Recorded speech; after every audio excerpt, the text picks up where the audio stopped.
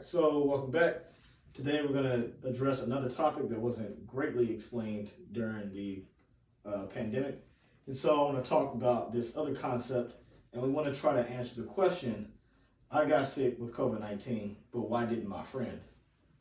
So, in order to get into this, we're going to start off from where we left off with the first video, where we talked about the amount of virus that's in your body over time. So, like last time, I'll draw a graph here. And we're going to put time on the bottom here. And then here, we're going to put the amount of the virus, or as we like to say in the scientific community, the concentration of the virus. So, what's going to happen is that over time, this amount will change, as we mentioned before.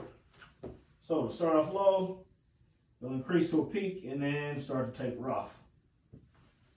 Now, one thing to keep in mind is that there are several important levels of the virus that are going to mean different things.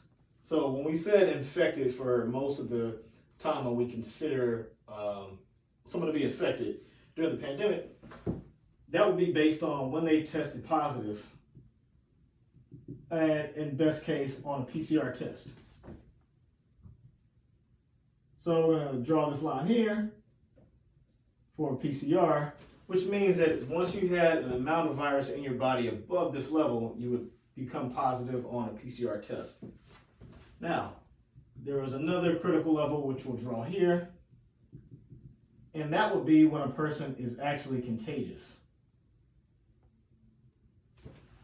And there's one other critical point that we discussed, which we'll put a little bit higher, and this is when a person would start to show symptoms. Now, one thing to keep in mind is that this is what would happen for the typical person.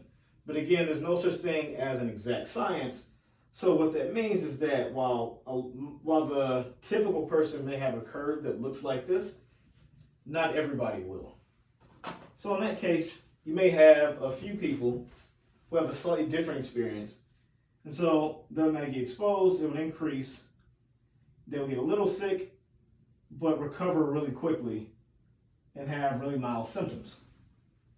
And there may be someone else who could be exposed at the exact same time as two other individuals, and they may have even a different curve where they get exposed, but it only goes a little high and then tapers off really quickly, so that they never actually test positive on a test. Now, what we want to try to do is understand, well, why is it happening and why is it like this? Now, the critical thing to keep in mind is that being exposed to coronavirus and getting sick is not an on-off switch. That is not the best way to describe it. What it really is a numbers game. So we want to think about this as a numbers game. And when we talk about a numbers game, or what is the game? What it is a competition between two competing forces. So what we'll want to talk about is, as we mentioned here, the amount of virus. So it's a competition between the amount of virus,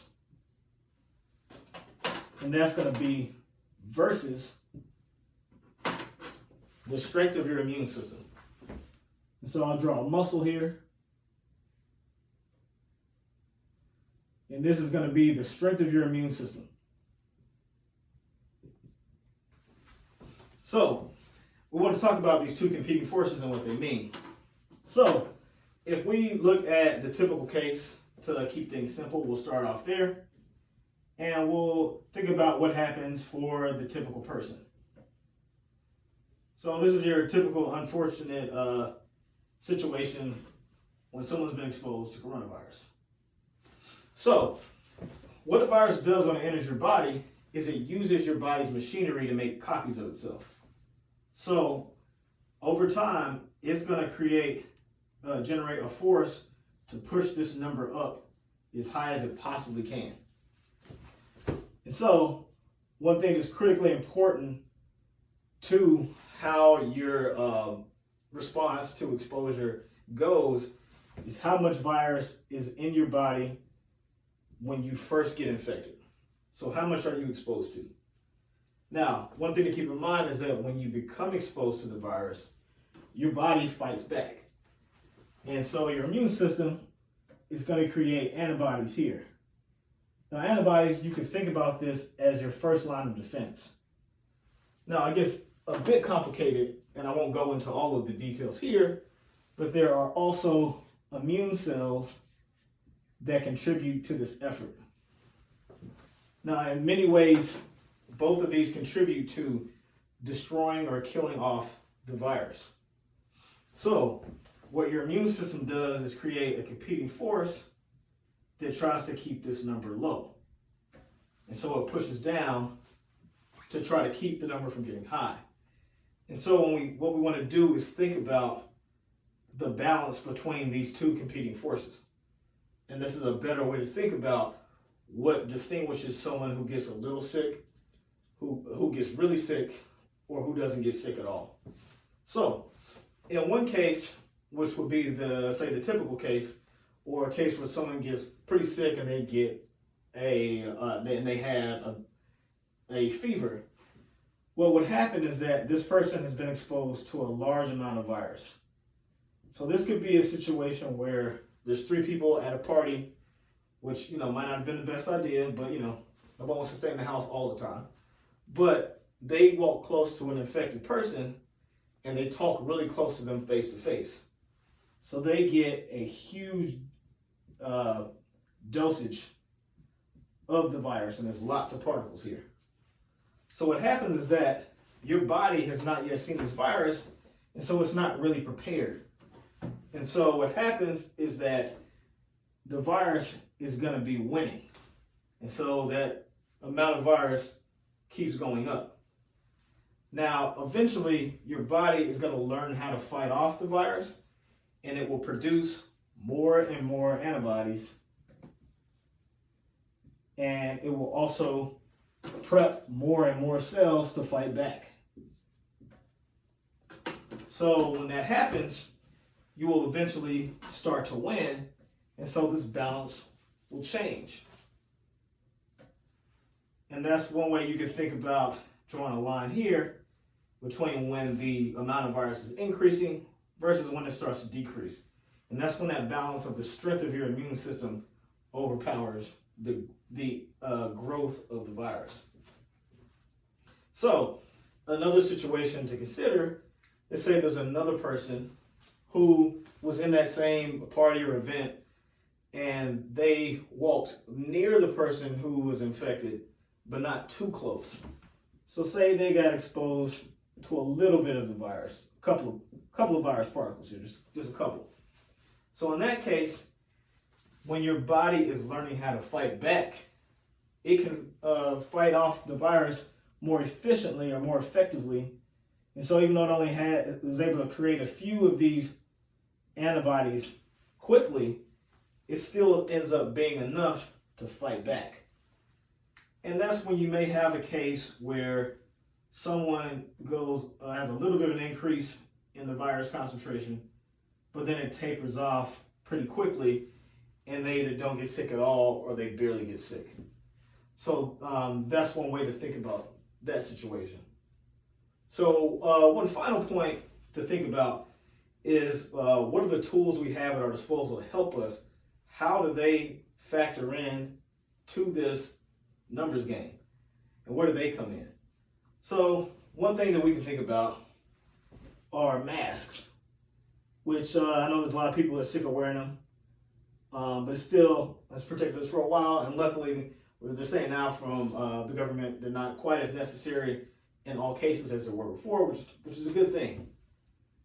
Now, how they affected this balance is that they were basically reducing the amount of virus that you would be exposed to from the very beginning. So say that you're that person who was talking directly to that person face to face really close. Well, if you had a mask on, you'd have all these virus particles trying to get to you, but they'll be bouncing off. And so instead of having this huge number, you would have a small number. and then you would be in this case, and your body would have an easier time fighting it off. Now, another way to think about it, or another tool that everyone is familiar with by this point, are the vaccines, and I'll draw a needle here. So for the vax, what it would do is it would strengthen your immune system. So it's basically like a workout or a weightlifting or a personal trainer for your immune system. So it would teach your body how to prepare for this interaction with the virus before it ever happened. And so it would allow your body to produce way more antibodies and prepare many, many more immune cells before you ever got exposed to the virus. And then it would also make your response and your defenses against that virus much stronger. And so we'll make this muscle a little bigger because we've been lifting. So to bring it all home, one thing to remind yourself and to keep in mind is that when you're thinking about how people responded to a coronavirus infection, it never was and never has been an on-off switch. It's always been a numbers game. And that numbers game is a battle between your immune system and the strength of your immune system versus the amount of virus that you're exposed to at a given time. And that's it for now.